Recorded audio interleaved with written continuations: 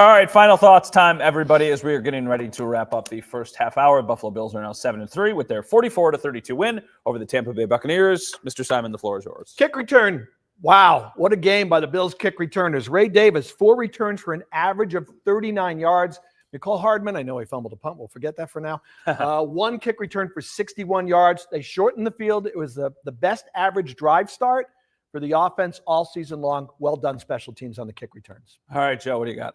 For me, best game of the season by Christian Benford, which is a big thing for them.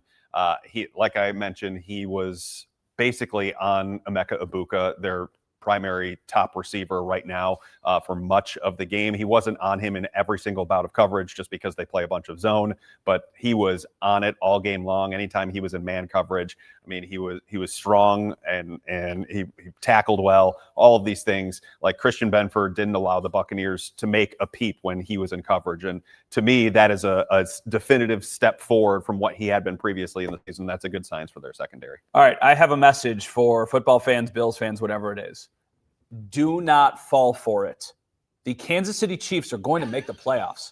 Stop being ridiculous. I keep seeing these ridiculous, are the Chiefs dead? Is the dynasty dead? They're going to get into the play. They might not win the division, but they're going to get into the playoffs. And guess what? It is going to be the most terrifying matchup possible for any team that has to play them. Now, the way it's setting up right now, that might not be the Bills. That might be the Patriots or the Colts or whatever it is. If you're the Bills, okay, like, listen, it's not what you wanted before the year, but maybe avoiding Kansas City is the best possible outcome if it ultimately happens. Just don't fall for it. I keep people seeing, like, the eulogies for the Kansas City Chiefs.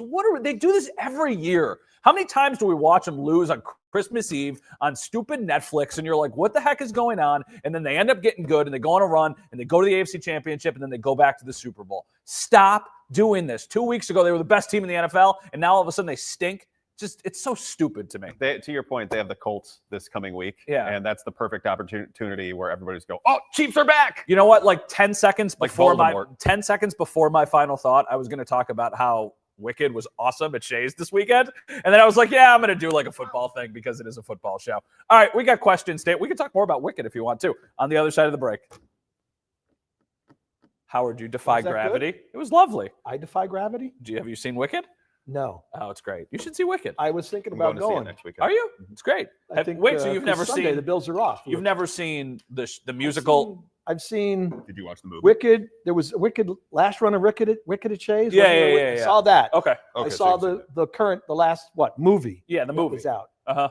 So I'm caught up, right? Oh, you're caught up. This is the final chapter or the final Well, story? the movie coming out This is just after she becomes the Wicked Witch. The movie coming out is just the second act of the musical. So the first half of the musical, when it ends with Defying Gravity. So the musical is what the movie. Yeah. Oh, Say that again. I thought it was pretty good. Could be clipped into is the something. stream open? Did they? I don't know if singing? I don't know if the stream was open, but It would be nice if they caught you It's singing. closed now. all right, you're good on your IFBs over there, by the way. So the show at Shays is the movie that we saw. Yeah. Oh, I thought it was a new. No, it's the same thing. Oh, It's the same okay. thing. Okay. Which pocket I put that? We might be live, we might not be. There is a YouTube group called Bob Does Sports. Okay. It is a bunch of like regular guys.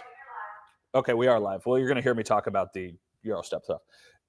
They're like regular guys who basically film themselves golfing, and they have become so unbelievably popular that now they get massive athletes and celebrities to join them on the YouTube golf space. They have podcasts. They do all these videos. Okay.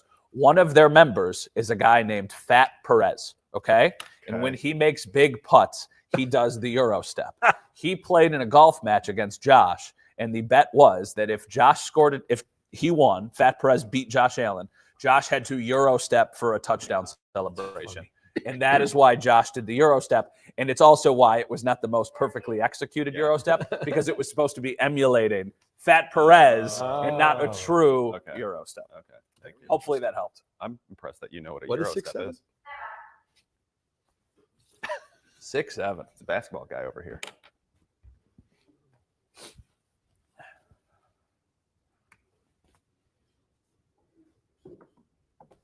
Uh, 39 for the break.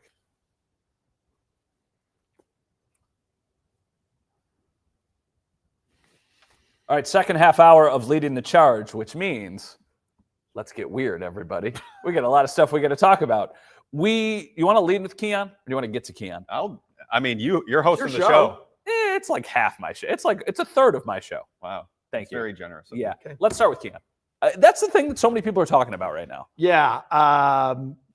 Dude's got to grow up. I mean, right? Deion Dawkins put it perfectly. No more pats on the back. Yeah. It's time to grow up. I mean, this is 3 instances.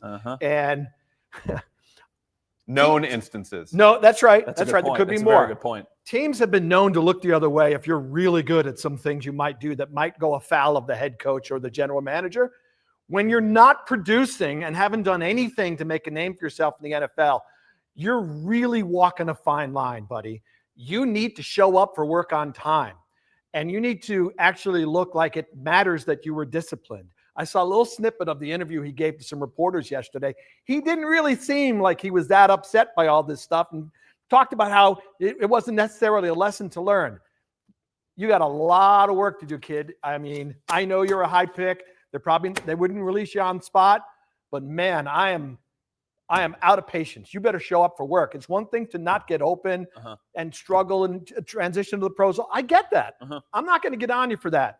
You got to show up for your meetings and show up on time and do your job, buddy. End of story. We disagreed with this because before the commercial, or like a half an hour ago, we were talking about this. You think he's back next year? And I think there is a very solid chance, if for nothing else, because I'm not sure what you trade him for. And at that point, I don't know if it matters. I think you would just cut him. When did they trade Kaiir Elam? Yeah, but here was the difference. Kaiir Elam wasn't missing meetings and was working his tail off. Fair. However, right? However, hey, got him. Keon Coleman has more ability than Kaiir Elam does at his position. Yeah. So I think for me, but what's the message to the rest of the team? Understood. He needs to be better from that perspective. He has to get there. That is a non-negotiable for Sean McDermott and Brandon Beane. And assuming that he does get there, that's why I think he'll be back, because I think, having an entire game ripped from him, that is something that is going to probably. Right. This is the first time, right? The other two, he was a dressed series and a quarter, right. so it wasn't Maybe anything this substantial. But the thing here is, I still believe, even though, and trust me, I don't think Keon Coleman is ever going to be a game changer. I never thought this about him as soon as they drafted him. I think there is some untapped potential here, because how they have used him throughout his career is basically as the X receiver. And for those that don't know what the X receiver is, it's basically you line up outside the numbers, and you line up on the line of scrimmage, and you're doing a lot of clear out stuff. You're doing a lot of deep down the field stuff, and you're trying to have to win with separation deep down the field. That is not Keon Coleman's game to me. I think Keon Coleman, where he really excels, is right off the line of scrimmage, because believe it or not, he actually does get separation right off the 1-2 step right at the line of scrimmage. It's the basketball on him. It's exactly. Yeah. The trouble is being able to retain that separation as the route goes on, because he doesn't have the long speed. And because of that, it allows the defender to get back into the play. So the one thing they really haven't done a ton of is put him in the slot. And this would kind of help the entire versatility. So part of this is due to the fact that they really haven't had an X receiver to play in his position. By the way, now they do in Gabe Davis. So here, if you put Keon Coleman in the slot, you can also open the world up for Khalil Shakir to do something more than just run, behind or at the line of scrimmage routes. And Coleman, with these quick little hitters to where he could do 1-2, get open on these low yardage routes, he's actually a good yards after catch guy, or he was in college anyway. I think there is at least an opportunity for him to become one of their firm top 4 receivers. But thinking he's ever going to be a number 1, those days are long gone. He is not that. Yeah. It's now time to find where he is best and how he can best help the offense. This comment from PA, why don't you show Keon dancing from the sidelines yesterday? He just doesn't get it. I didn't show it because it's not our video. It's actually from Thad Brown, WROC in Rochester. A really good video. And I also think it kind of shows like him not taking the situation as serious as it should be. I also saw Shannon Sharp and Chad Ochocinco Johnson talking about it on their podcast yesterday. And it was like, that should not be how you're reacting to this. You should be livid that you are not out there going to play a football game, and you taking this lightly is not a good sign moving forward. All right. I have a comment that I want to make to the point you just made. That will be something that we talk about during the commercial. It's very like football nerdy, which is fine. If you're watching on TV, we'll be back in just a couple minutes. Yes. Okay, football nerdy. I understand what you say Yeah. about moving Keon Coleman inside. You want to know what it does with Shakir? I want to know what it does with Dalton Kincaid.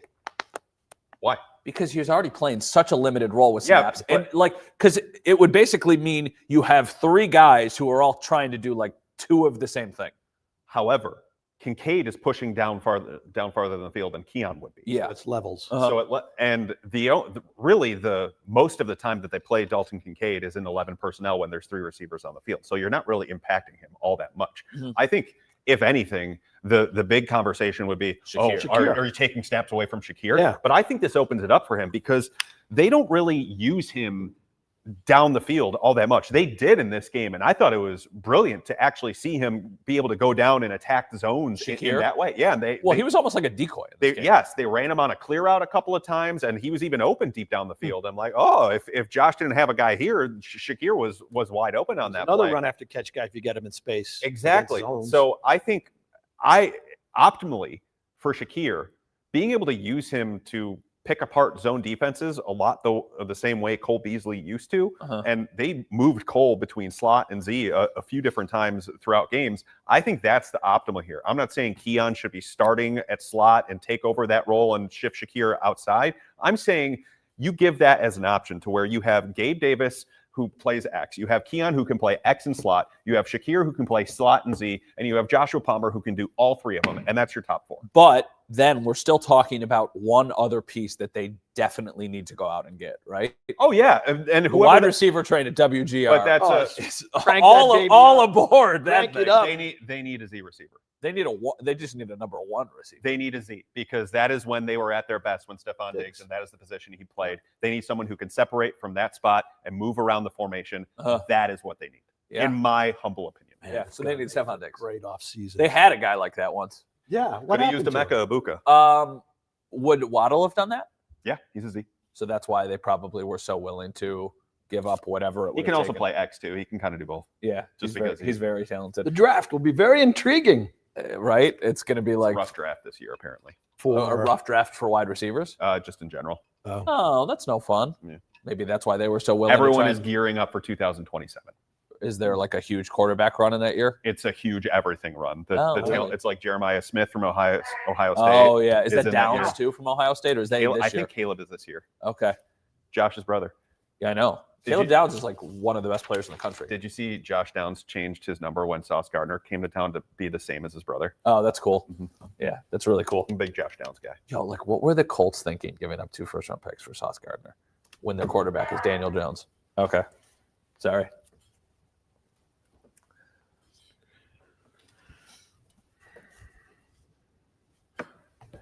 All right, welcome back, everybody. In the first segment of the second half hour, we spent most of it talking about Keon Coleman, understandably so. But we did not answer this question because I think that this is something that people are wondering. Think he plays Thursday? Yes. I wouldn't play him Thursday. Yeah, 100% I think he plays because Mecole Hardman has a calf injury. Curtis Samuel has an elbow/neck injury. Right. And I would have thought he would have replaced Samuel anyway because Curtis Samuel to me is just such a low function part of the offense. Like his target rate heading into this past game was at 8.8 or 8.1%. For players that ran at least 50 routes in the NFL leading up to week 11, he was 138th out of 144 wide receivers on target rate. Yeah. Like it's just empty calorie stuff. He's doing clear out stuff. Calories. Wow. I've never heard that one before. That's impressive. That's a good. I use verticality. You've got empty calories. I got love nothing. this. No, you know what we do have?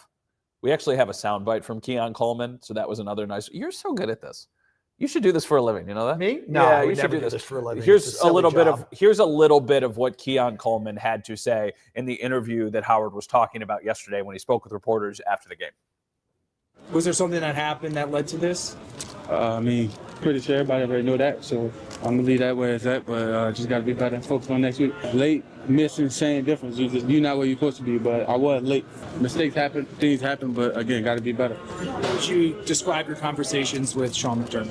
I mean, exactly how you would imagine. Disappointing. I gotta be better. Can you give me any indication about Thursday night and how you possibly playing 4 days from now? Nah, I mean, we just finished the game. We'll focus on next week when we get there. How difficult is it to stand and watch your teammates teammates go out and play? I mean, I wouldn't say it's difficult, it's disappointing. But I mean, when you understand what resulted, like what happened to make that happen, then you get it. So you just got to be proud of your teammates and root for them. Okay, this is a two-part thing. I didn't love everything that he said.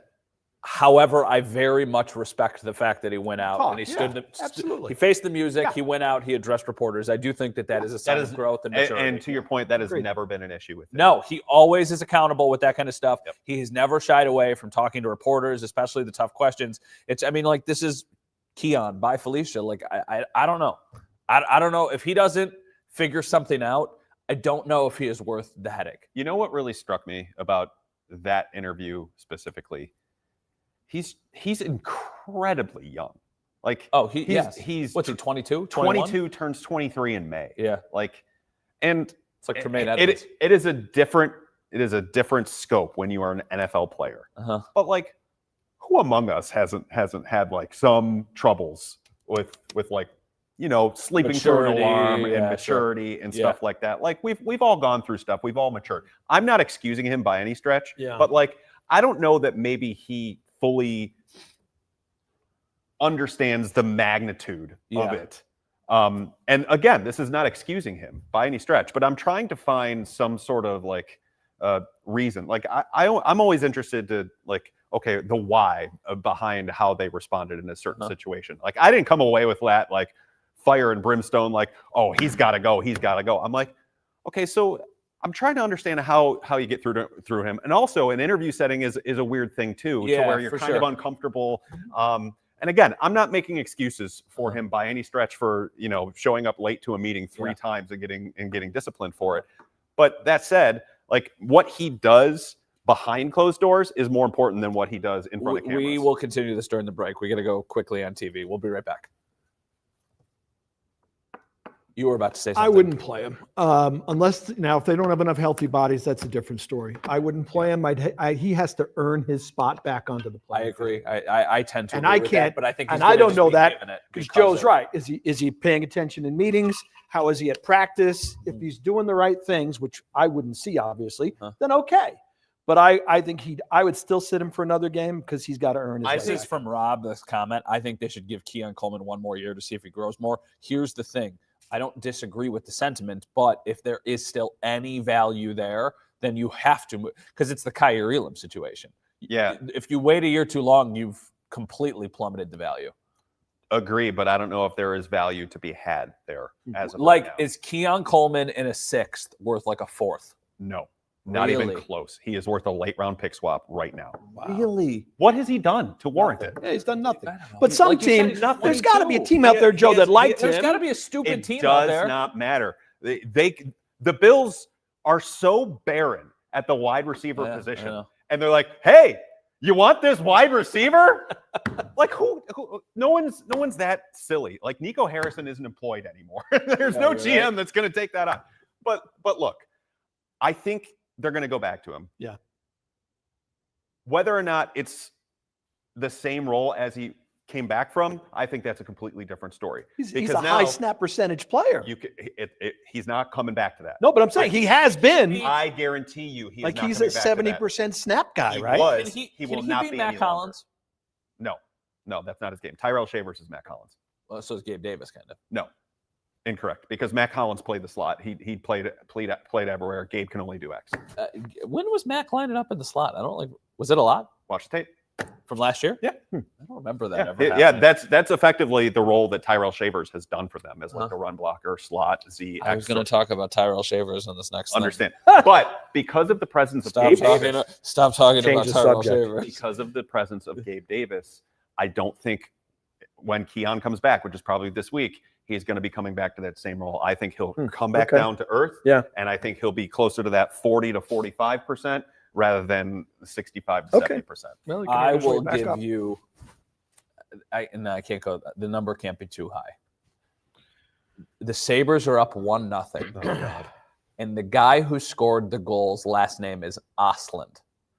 Come on, Joe, you can do it. If you get the first name right, I will buy you a coffee in Houston. Osland? A coffee. You should get him a car if he gets. There's no way he knows who that because kid is. he's So so methodical that he will get to the fact that it's like Swedish. exactly.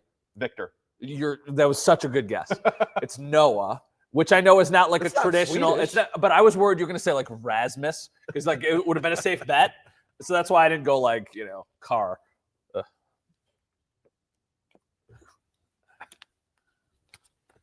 All right, welcome back, everybody. We were talking a little bit in the commercial about Tyrell Shavers. Go ahead. He's got to play more. Yes. Are you laughing at me? Yes. What did I do? Just you. Just you being you. Just me All right, being go me. ahead. I'm good. I'm Okay. good. Should Tyrell Shavers play? I don't know if I should leave now. I feel a little self-conscious about this. Oh my goodness. Should Tyrell Shavers play more? Yeah, I think he earned it. Yeah. Although I'll be honest with you, we showed the highlight earlier of Yeah. his touchdown catch. I thought for sure he was going to drop that ball. That was a That tough. was not an easy catch. In his mind, that had to have been in the air for like 15 seconds. But the way he had to, he's kind of Yeah. going down Yeah. sideways trying to pluck it. You guys were there every day in camp, and I was hearing all these positive things about him. It sounds like from what Sean McDermott says today, right? Kid goes to work, shows up, works hard, tries to make himself better. I'm not here to say he's going to be the number one receiver. He's not that guy. But on a team that's looking for options of consistency at that position, I think he has earned more time. As someone who has been talking about Tyrell Shavers the last couple of camps, I'm going to disagree. I don't think you should give him more time on the field because I think right now spot duty is where he's most effective. Yes, but also he's not that good of a separator. And Well, he fits right in then. I was going to say. I understand that he just had a high receiving yardage day.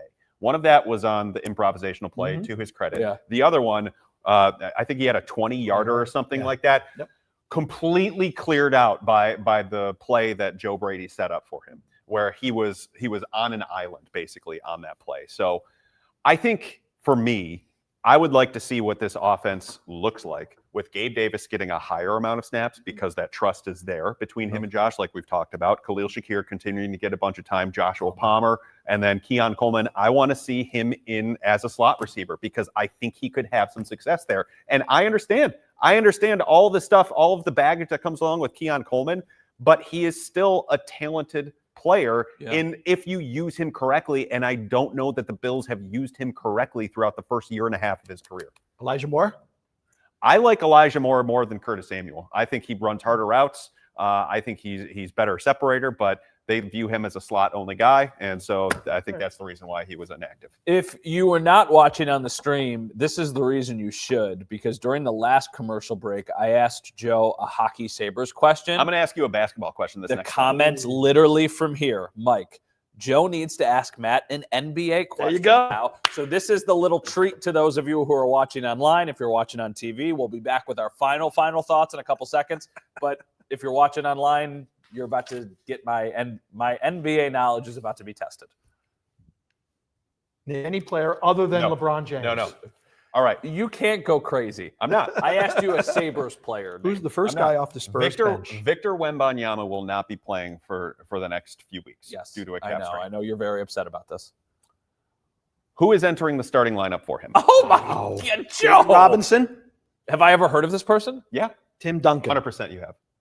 I would never get this. I'll even give you the team he used to play for, the Boston Celtics. And this is why you probably heard of him. Okay. Porzingis. Am I wrong? Am I wrong? I don't know. Is he still on the Celtics? No, he plays for the Atlanta Hawks now. He was Okay. on the Celtics, wasn't he? He was. And Al Horford. he plays for the Warriors. Is he still playing? Isn't he like he 50 I know it's years not old? Jason Tatum or Jalen Brown. I know it's not the other He's guy. gonna be. Reggie White. Is Reggie I'm trying White to a think player? who it is. No, Reggie White is the neither of you defensive gonna end know. from the Green Bay Packers. It's Luke Cornett. Yeah. That's You're making that up. I went to It's high not. school with Luke Cornett, for all I know. Making the That's name not up. That's not a real person. Okay, let me try. Luke Cornett. Yep. Give me a much more baseline NBA question. Okay. Like, LeBron James plays for what team? No. Who were the two players the Mavericks acquired in the Luka Doncic deal? Anthony Davis. Yes. Is the other one notable?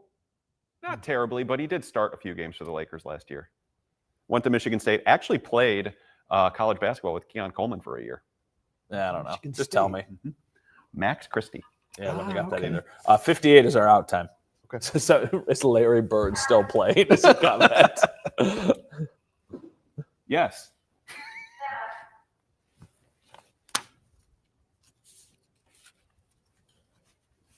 All right, welcome back, everyone. I said to a couple of people, I was really confident that the Bills were going to win this Bucs game, and I think I was so blissfully ignorant because I didn't see almost any of the Dolphins game, which I think worked in my, which honestly worked in my favor because as I was talking about, I think the Bills are. That would beat. explain why you're so positive they'll beat Houston. I was going to ask if you watched the Houston game Well, or the Miami game. I really only saw bits and pieces of it, It's okay. but it doesn't feel like I missed much besides a disaster. I feel like teams just lay eggs like this Bills team does it every year, but we thought that was the Falcons game.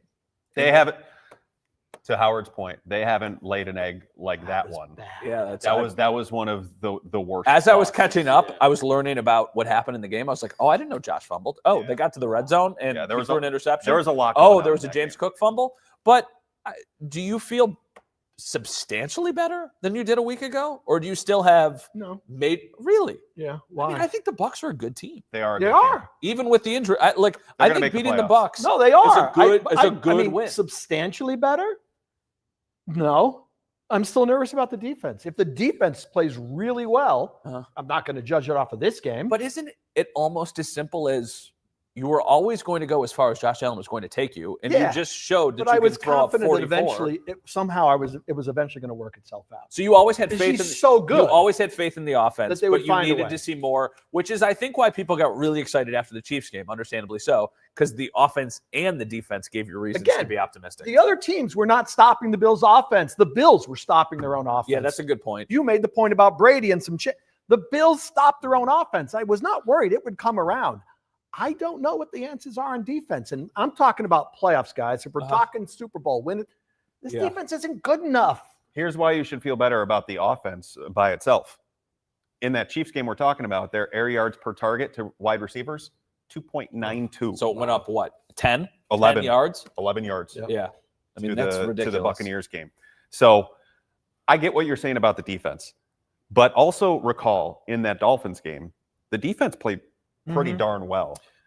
And even against the run, outside of those last two big rushes by Achane, that really brought up their statistics. Real quick, I will say this. I was going to say this earlier, but I'm 63 and I forget things.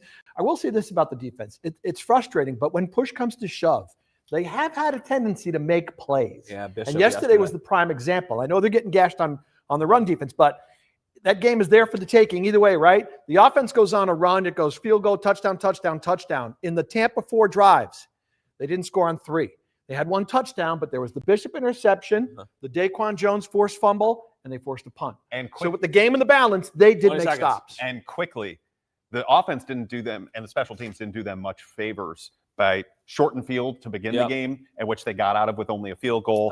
They had another interception, the fumbled punt return. Like there was a lot going on that actually went in the Bills' defense. That is Joe Biscaglia. That is Howard Simon. I am Matt Bove.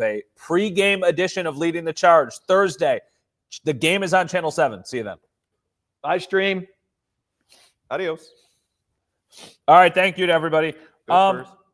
Hey, Mike. Mike says, Matt, the show is great, but I'm watching mostly on TV. There are way more commercials than show airtime. It's ridiculous. You're on for what seems like a minute, then back to a commercial. Bobe's salary. Was that? It's your salary you got to pay. Yeah. You need all the ad time. Mike, just so the show, we have, I think, like 6 commercial breaks during the show. So they just need to be divvied up between the first hour or the first half hour and the second half hour.